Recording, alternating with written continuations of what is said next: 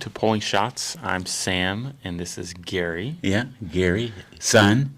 And today we're talking about the rise of drive-through coffee chains.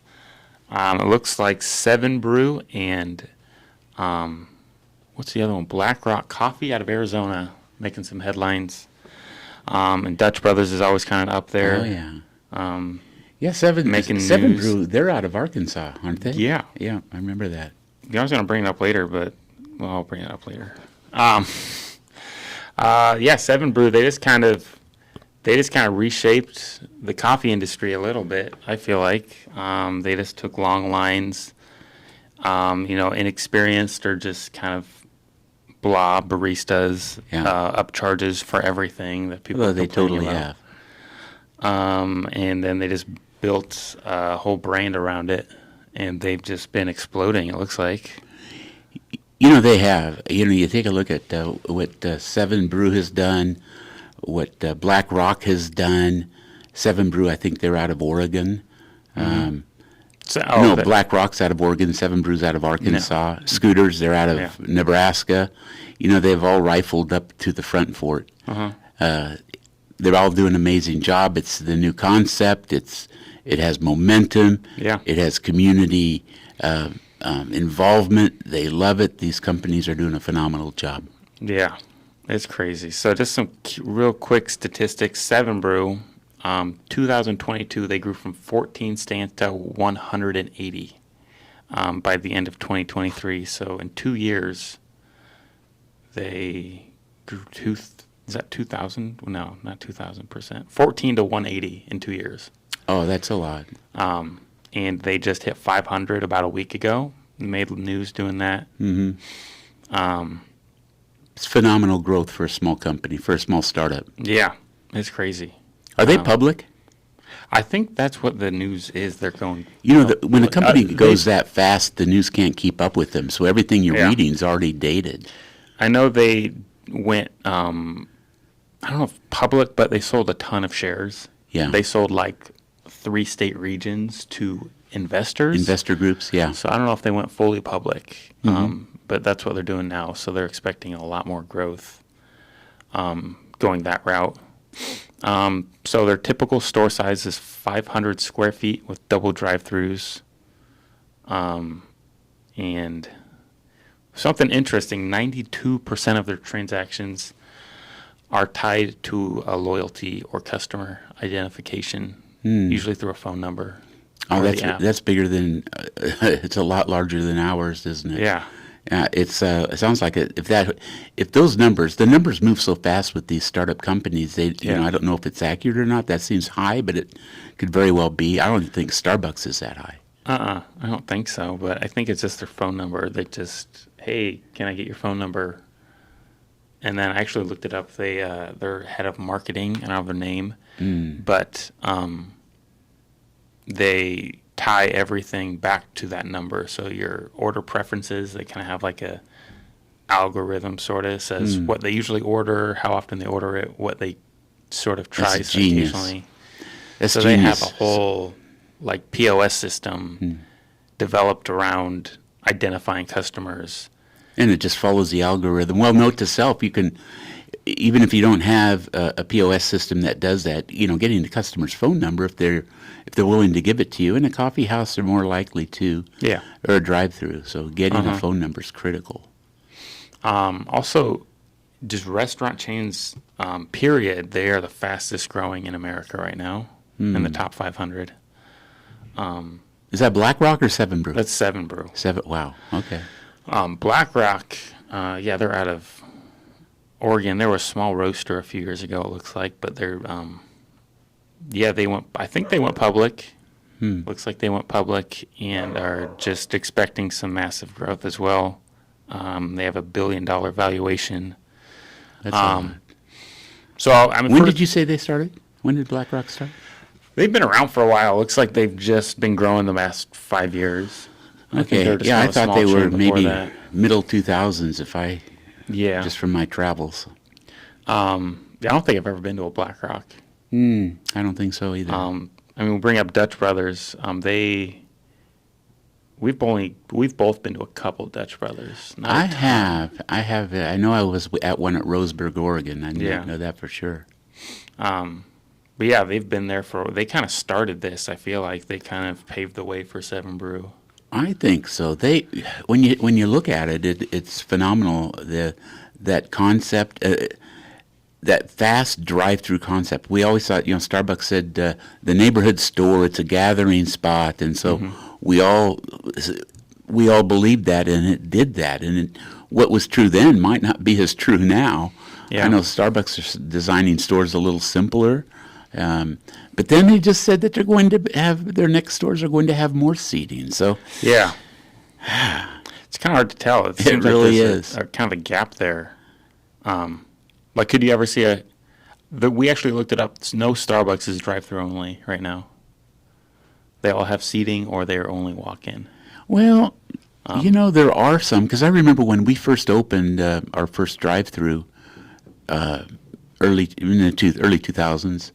Starbucks only had at that point, and that was right in the mega of their extreme growth. It would be year 2000. Yeah, and they had just rolled out three drive-through stores, and one of them was a standalone that I visited. One was so they might have a few, but true. I don't think it's enough to. Yeah.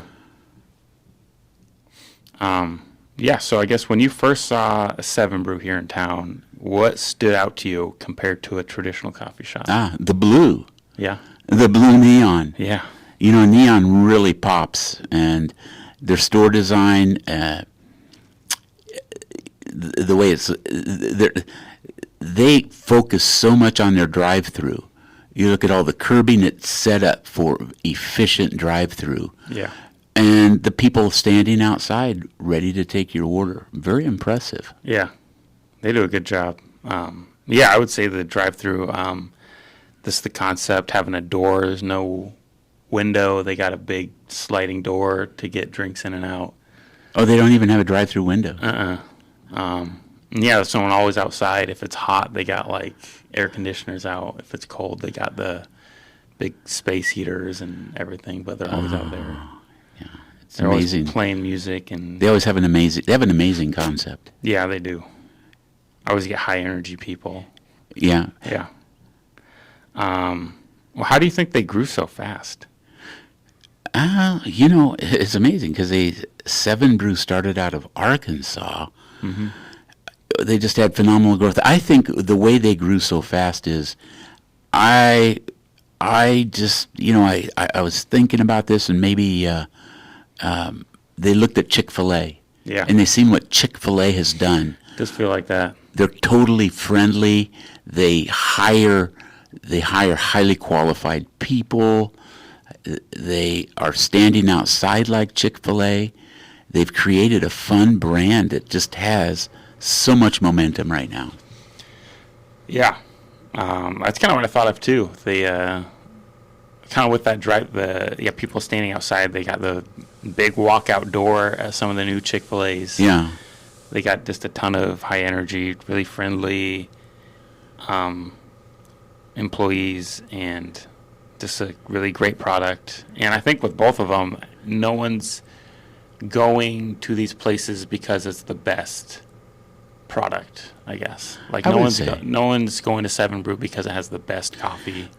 Well, they've focused on the beverage that's enlightened the young industry, that's floated up into, and it's energy drinks. Yeah. It's you get a lot of sugar, and I think that is a model, and it's probably part of their model is what coffee house needs to adapt to on menus. What do they have? They have coffee, they have shakes, they have lemonade, they have sodas. They have tea. A ton of energy drinks. That's the biggest part of their. Would you say that's Dutch Brothers? It's 25% now of their drinks are that's Dutch Brothers, I guess. But when you went to Dutch Brothers, they don't have drip coffee, right? They just have Americanos. Yeah. You know what they did? They had It's so funny. They have equipment that we used to have 15 years ago. They had the one I was at anyway, had a 4-group La Marzocco, and it had the twist knob steamers on it. Yeah. And the barista was back there working as fast, loading up all 4 group heads at the same time. They had a jolly, big jolly, looks like they were hoppers, could hold like 3-4 pounds of coffee, and they're grinding as fast. They're more efficient than they're more highly efficient than a fully automated espresso machine. Oh yeah, when you're doser grinders. When you're running that, like I think the new stuff, like the grinders that auto grind, and those work in a semi-busy, like kind of like our shops. Yes. But when you're just pulling one after the other, and you're doing all your drip, you're not serving drip. It's all Americanos. Yeah, you're just You just got the doser, and you just hook it up. And it was just. And they don't even have a tamper. They don't have a puck press. They have the little arm that comes down that you just push up. Yeah. It was. Like the but it would just like third wave coffee bars would just cringe to watch Seven Brew or watching Dutch Brothers make drinks. It was just totally opposite. Yeah. But you do kind of, compared to like a Starbucks, you get that handcrafted a little bit more. Oh, you do. You get the speed of it's a barista on steroids. That's what it is. So your phone. No.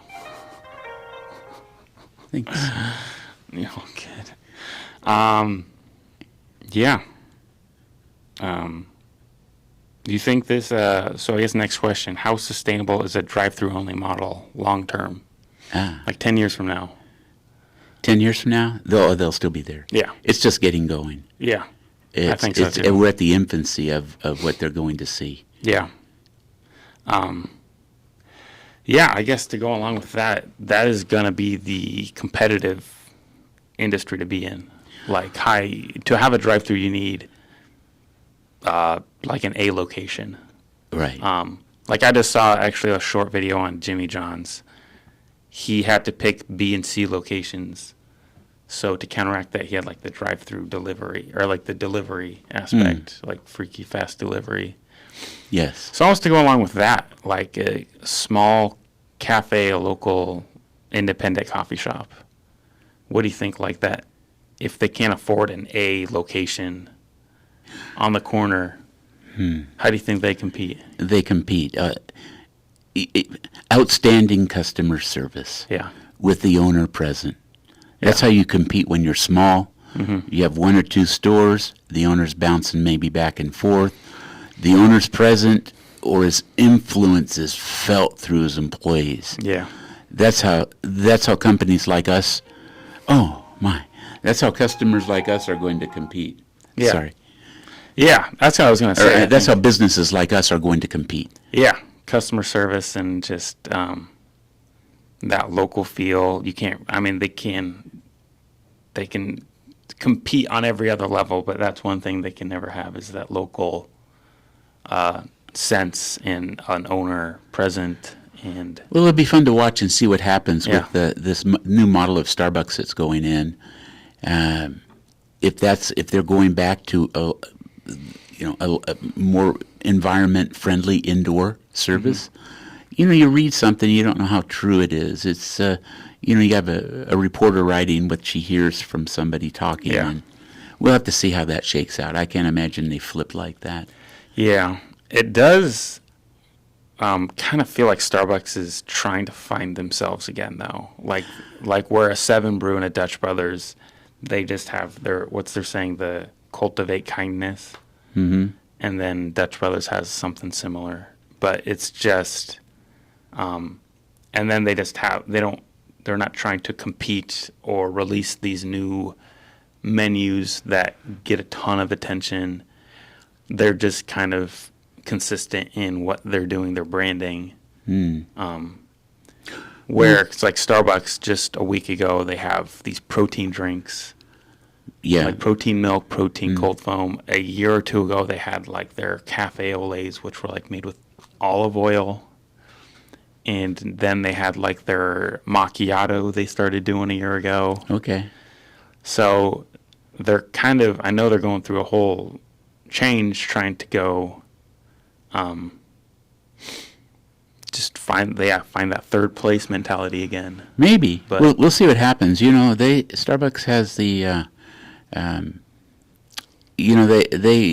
they had a CEO that came in a few years ago that has never built a business, and the company, their stock had just plummeted. I don't know how. I don't trade Starbucks, but I know their stock plummeted, and I think recently they just hired the new CEO that they brought in. I think came from Chick-fil-A, not Chick-fil-A, but Chipotle. Chipotle. Yeah. And, it just grown that company. So that's the kind of CEO you need to bring in. I don't know what they were doing, but, they had a CEO that lost his way back in around 2008 or 9, and Howard Schultz had to come back in and take the reins and stabilize the ship. So, those companies are going to have that. But their stock rebounded. Yeah. Not all the way, but once they announced that new CEO, their stock rebounded pretty quick. Do you think they'll land on the third place? Do you think they'll revitalize that? Or do you think like the Seven Brew model, they don't have a third place? They're just drive-through. It's a real good question. I think your market will determine that. Yeah. In some markets, it might. Yeah. But you get, I think it was the third place before we had this influx of pubs that have just launched all over the country and in the Des Moines metro as well. Our stores used to be open until 11 o'clock on weekends. Now we close at 6. Yeah. I think the pub, the brew houses took over like that late night. Yeah, the craft brewers took over that. We close at 6 now on weekends. Yeah, we're late. Some people closing at 1 or 2. Yeah. But you also have Seven Brew. Yeah. I think they're open late. Yeah. That drive-thru still people want to come by. Yeah. So they're just you talk about a brand with a lot of momentum. I haven't seen that for a long time in a brand. Yeah. I guess the person we haven't really brought up is Scooters. They have 1,300 locations. Yeah. Most of them being franchised. I remember they launched maybe half a dozen stores in this market, maybe 20 years ago, and they all failed. Mm-hmm. So I think I don't follow Scooters that well, but I think they got their feet underneath them and they figured out some things, and they're really rolling out stores. Did you say, how many stores do they have now? 1,300, so more than any other company we've mentioned so far, other than Starbucks. Yeah, wow. I mean, more than Seven Brew and Dutch Brothers combined. They're doing it. I think their startup is probably less expensive. I'm not sure what it costs to get into a... Yeah, do you know what it costs to get a franchise with Scooters? I think I looked. It's not a whole lot. It's like $50,000. $50,000? Okay. Or something super low like that. Well, that's probably because their revenue's not going to be high. Yeah. Their revenue, I don't know what their average revenue is. A lot of times those are exploited anyway, but they obviously don't have the momentum. Their store design has less to be desired. It's just they built it it's a brick rectangle building. Yeah. I don't know. I think they could do better, but they're doing well. What do we have? 3 stores. They have 1,300. Yeah, so, right. They're doing something right. So how should just a small coffee shop respond to this type of growth, like from Seven Brew? Oh, I don't know that you react by. Or is it like just, there's tons of money pumping into this? Do you just kind of... You just have to, there's always going to be a line at some of these places, and they're going to develop just because of they absolutely love these new brands that come on that explode. they just have more customers than they can handle. Mm-hmm. It's just like Chick-fil-A down the street. There's a Popeyes chicken that just runs off the bleed off of Chick-fil-A, and then there's a KFC just up the street the other way on Morohe Road. That they just run off the bleed off from. So I think, and if you look around, and it goes back to the owner being there and providing outstanding customer service. There's always going to be room for the small guys. Yeah. There's always going to be room. Oh, yeah. I mean, we were kind of talking about this earlier, but there's a Starbucks going up the street from one of our shops. Oh, right. And I feel like it can almost benefit our shop. Just bring more people. We'll see. I've seen that go both ways. I've road. seen them put companies out of business, too. Yeah.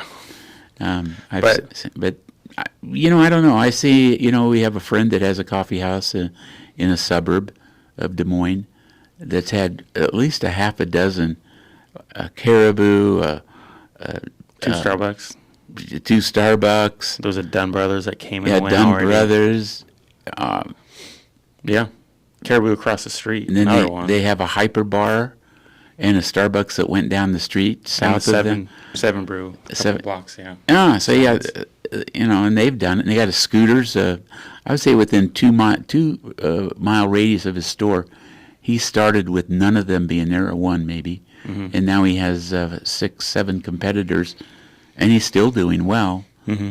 But it just depends on how strong your market is, I believe. Yeah. Yeah, it really is. Yeah. How do you think we wrap this up?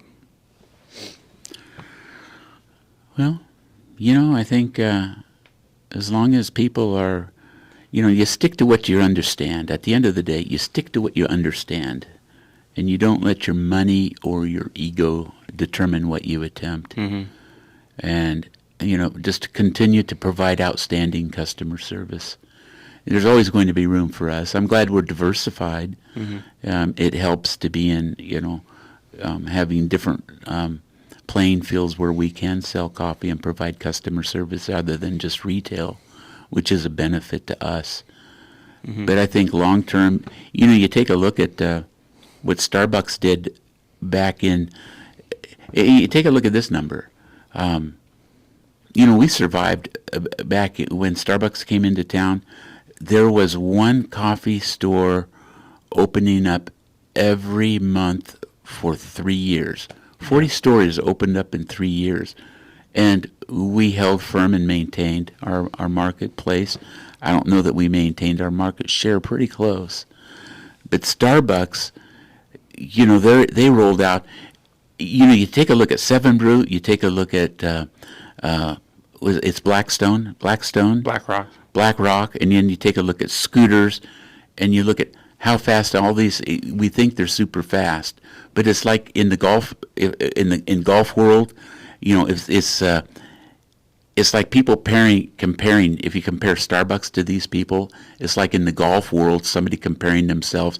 Do you think this person's as good as Tiger Woods? Yeah. Do you think they've grown as fast? Well, the answer is always obvious.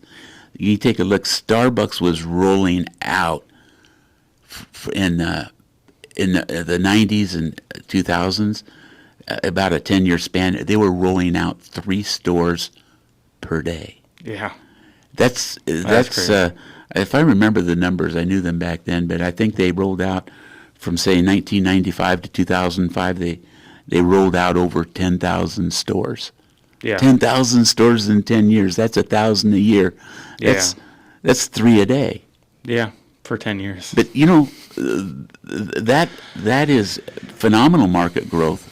But see, there wasn't anybody else doing it. Mm-hmm. And so we have they had a great opportunity. All the locations were there. They were just looking at that time. They were just looking at end caps. Mm-hmm. Freestanding store didn't exist. No, it didn't. And that's kind of where I think Seven Brew. I think they kind of, in a way, Dutch Brothers walked so Seven Brew could run. I like that. Yeah. Does that come from your heart? That is. Or that come from the internet? I'm teasing. I like that quote. Dutch Brothers walked so Seven Brew could run. Yeah. Have they passed him yet? No, but I mean, this projection, I mean, in 8 years, they're at 500. Dutch Brothers is 30 years old. So, but Dutch Brothers they've grown probably the most sustainably. I don't know the exact facts of their franchising, but it's something like you have to work there for 5 years and have so much money before you can even be considered to franchise. So it's probably the most sustainable growth in any concept. Yeah, it's probably, it sounds a lot like Chick-fil-A, how Chick-fil-A is set up. So I'm trying to get a hold of Somebody you. really wants me. So yeah, I mean, Dutch Brothers did that, but then Seven Brew kind of caught that, saw, well, okay, they're in Oregon, California, Arizona, Nevada. Let's just start in Arkansas, just shoot up in east. And beat Dutch Brothers to it is kind of what they did. Oh, that's funny. So it is. I mean, you take a look. I remember Starbucks when we were opening up. They were just rolling out in Chicago. That was in 1992, 91, and they just rolled out in big cities. It wasn't. You know, they didn't hit Des Moines. It was 20 years later before they finally came into Des Moines. Yeah. And they just picked New York, Chicago, and Seattle, and exploded those in all the major cities. So that was their strategy. Yeah, it'll be interesting to see what happens these next couple of years. But yeah, I mean, I think convenience, culture, I just have it written down. Convenience, culture, and consistency are driving the next era of coffee. I mean, I think all three of these, like convenience, Seven Brew, their growth is kind of articulated by those convenience, just all drive-through culture. They have a really specific culture they stick to, and just consistency. And let me focus on the culture real quick. Yeah. That's their employee hiring. Yeah. The people they hire help create the culture. Yeah. You have hire the people that are engaging, that know what you want, that give you everything that you absolutely ordered, and then even a little extra. Yeah. Those people are establishing the culture for Seven Brew, and for anybody that wants to be sustainably in business. Yeah. But yeah, it'll just be interesting to watch. Oh yeah, and until next time. Yep. Until next time. Pulling shots. Let the shots be with you. Yeah. Yeah, let's go with that. Go with that? Okay. Yeah.